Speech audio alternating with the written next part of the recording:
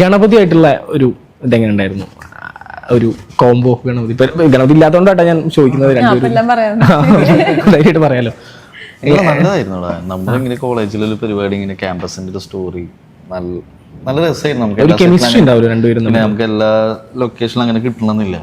Correct apt ആയിട്ടുള്ള ആൾക്കാർ സിനിമയിൽ കാസ്റ്റ് ചെയ്ത് എന്നുള്ളൊരു ഫീലാണ് എനിക്ക് കിട്ടിയത്. ഞാൻ 3 പേരും വർക്ക് ചെയ്തപ്പോൾ എല്ലാവരും ഉണ്ട്.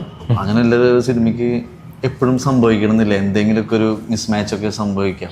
പക്ഷേ ഈ സിനിമ നോക്കുമ്പോൾ ഇതിന്റെ എല്ലാ സൈഡും നോക്കുകയാണെങ്കിൽ എല്ലാം ബെസ്റ്റ് ഔട്ട് വന്നിട്ടുണ്ട്. പെർഫെക്റ്റ് ആണ്. അപ്പൊ അതുകൊണ്ട് ഭയങ്കര രസമായിരുന്നു. ഞാൻ ഭയങ്കരമായിട്ട് മിസ് ചെയ്യുന്നു. ഭയങ്കരമായിട്ട് എൻജോയ് ചെയ്തിട്ടുള്ള പടമാണ്. സെറ്റാണോ